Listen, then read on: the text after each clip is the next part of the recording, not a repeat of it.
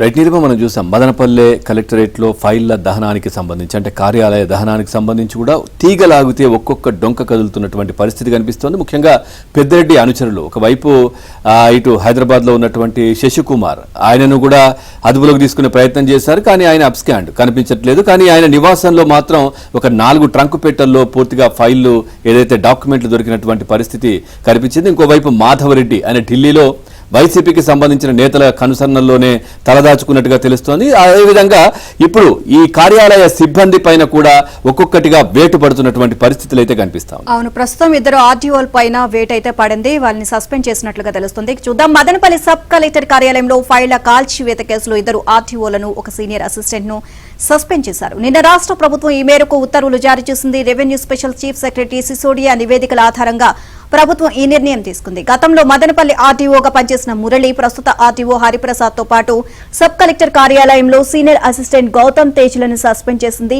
ఇదే కేసులో ఇటీవల మదనపల్లి 1 టౌన్ సీఐ వలీ భషును వీఆర్ కు పంపి 2 కానిస్టేబుళ్లను సస్పెండ్ చేసింది. ఇక మదనపల్లి సబ్ కలెక్టర్ కార్యాలయాన్ని కర్నూలు రేంజ్ డీఐజీ కోయ ప్రవీణ్ సందర్శించారు.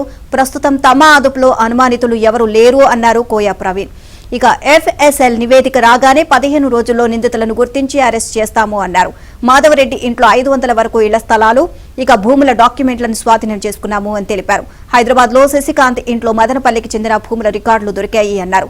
మాజీ మంత్రి పెద్దిరెడ్డి పిఏ తుకారం ఇంట్లోనూ, తంబళ్లపల్లి ఎమ్మెల్యే ద్వారకానాథ్ రెడ్డి ఇంట్లోనూ సోదాలు నిర్వహించినట్లు తెలియజేశారు.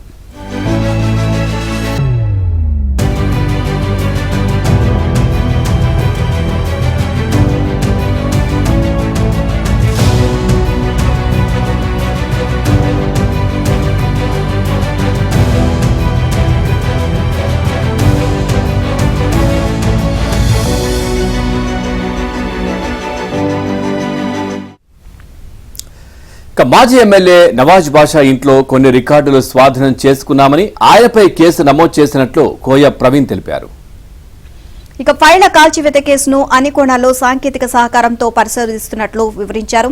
సీసీటీవీ ఫుటేజీలను పరిశీలించినట్లు తెలియజేశారు. సెల్ టవర్ డంప్స్ తీశామని 2000కు పైగా ఫోన్ కాల్ డేటాను పరిశీలించినట్లు తెలియజేశారు. ఇక వాట్సాప్లకు సంబంధించి ఐపీటీఆర్ ను కూడా పరిశీలించినట్లు చెప్పారు. ఇప్పటికే అనుమానితుల ఇళ్లను సోదా చేసి విలువైన ఆధారాలు సేకరించినట్లు ప్రకటించారు. పరిశోధనకు ఉపయోగపడే డాక్యుమెంట్లను స్వాధీనం చేసుకున్నామని అన్నారు. కొత్తగా 8 కేసులు నమోదు చేసినట్లు తెలిపారు. ఈ కేసులో సిఐడి అధికారుల సహకారంతో 15 బృందాలు విచారణ చేసినట్లు తెలియజేశారు. ఇదే అంశానికి సంబంధించి మరింత సమాచారాన్ని మా కరెస్పాండెంట్ మనోహర్ రెడ్డిని అడిగి తెలుసుకుందాం. మనోహర్ రెడ్డి, మదనపల్లి సబ్ కలెక్టర్ కార్యాలయానికి సంబంధించి అగ్ని ప్రమాదానికి సంబంధించి ఒక్కొక్క అంశం బయటకు వస్తోంది అండ్ కొంతమంది ఉద్యోగుల పైన కూడా వేటు పడినట్లు తెలుస్తుంది. ఓవరాల్ అప్డేట్స్ ఏంటి?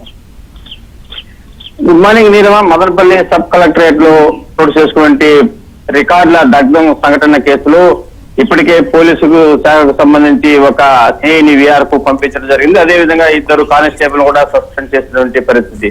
తాజాగా నిన్నటి రోజున ఈ రెవెన్యూ శాఖకు సంబంధించి గతంలో మదనపల్లి ఆర్డీఓగా పనిచేసినటువంటి మురళి, అదేవిధంగా ప్రస్తుత ఆర్డీఓగా పనిచేస్తున్నటువంటి హరిప్రసాద్ తో పాటు సీనియర్ అసిస్టెంట్ గౌతమ్ తేజ ఈ ముగ్గురిని కూడా నిన్న సస్పెండ్ చేస్తూ రాష్ట్ర ప్రభుత్వం ఉత్తర్వులు జారీ చేసినటువంటి పరిస్థితి. మరి ఇది ముఖ్యంగా పెద్దిరెడ్డి రామచంద్రారెడ్డి అనుచరులు సహకారంతో ఇవన్నీ కూడా కుట్ర కోణంలో జరిగిందన్నటువంటి ఒక నిర్ధారణకు అటు రెవెన్యూ శాఖ కావచ్చు, ఇటు పోలీస్ శాఖ కావచ్చు వచ్చినటువంటి నేపథ్యంలో కేసు విచారణ అనేది ముమ్మరంగా చేస్తున్నటువంటి పరిస్థితి. ఈ కేసులో మరో మదనపల్లికి సంబంధించినటువంటి మాజీ ఎమ్మెల్యే నవాజ్ బాషా ఇంట్లో కూడా సోదాలు నిర్వహించారు. కొన్ని డాక్యుమెంట్లు దొరికాయి. ఈ డాక్యుమెంట్లు దొరికిన ఆధారంగా అతనిపైన కూడా కేసు నమోదు చేసినటువంటి పరిస్థితి.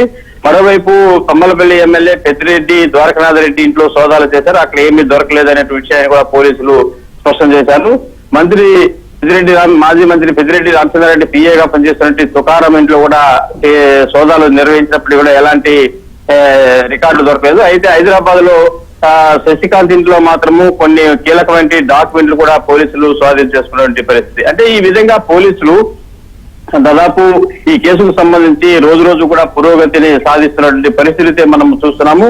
మరి పోర్షన్ క్లాబ్ నివేదిక వచ్చిన వెంటనే కూడా ఈ కేసుకు సంబంధించి మరో 15 మంది వరకు కూడా 15 రోజుల్లో నిందితులు ఎవరున్నారో వారందరూ కూడా గుర్తించి అరెస్ట్ చేస్తామనే విషయాన్ని కూడా నిన్న కర్నూలు డీఐజీ ప్రవీణ్ ను స్పష్టం చేసినటువంటి పరిస్థితి. అయితే తమ వద్ద ఎవరు కూడా ఇప్పటి వరకు అనుమానితులుగా విచారణ కొనసాగించలేదు. అయితే అన్ని కోణాలు కూడా సాంకేతిక పరిజ్ఞానాన్ని ఉపయోగించుకుని కేసు విచారణను వేగవంతం చేస్తున్నామనేటువంటి విషయాన్ని కూడా ఆయన స్పష్టం చేసినటువంటి పరిస్థితి నెలకొందని చెప్పాలి Neelima. Right, thank you Manohar Reddy.